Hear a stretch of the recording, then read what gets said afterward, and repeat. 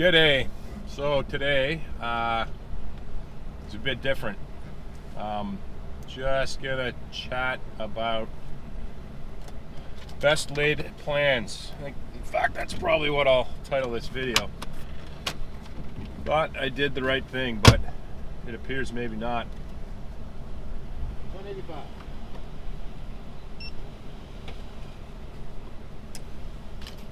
So for example, buying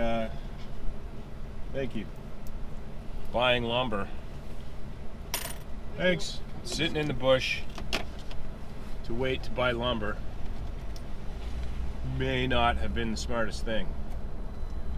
So, for example, in the fall of 2019, not that long ago, I'll use a 2x4, 8 feet long, spruce, like softwood, whatever it is, pine, as an example.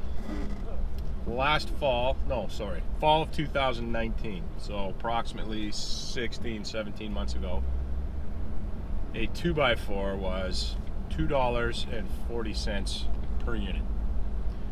Well, in November, when I did my first iteration of our cabin reno budget, 2x4, to my surprise, was $5.68. Well over double what I last recall it to be. So it's a bit of sticker shock there.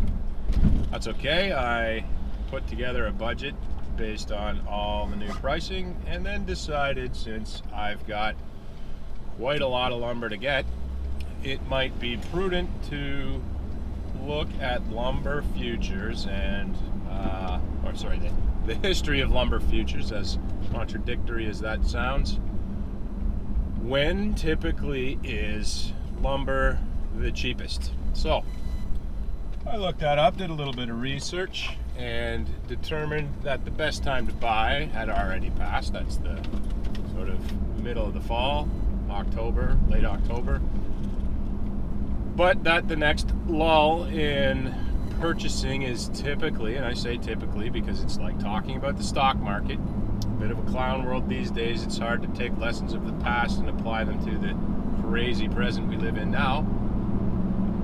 So mid to late January being the very next lull in lumber futures.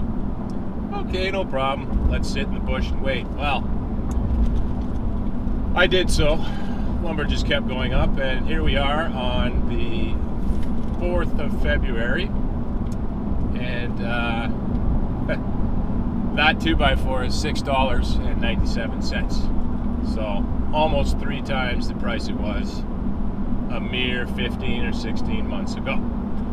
So anyway, this stuff doesn't appear to be much in the news either, but I did look it up, and yeah, sure enough, the industry itself is even confused as to why. There's so much incredible pent-up demand.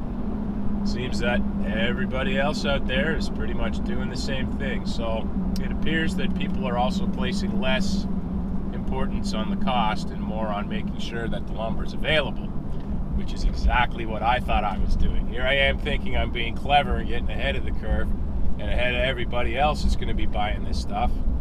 No, we're all there. I'm not special. So anyway, that's rather amusing. The next thing is I bought, well, about $8,000 worth of solar electricity parts on a sale last November for Black Friday.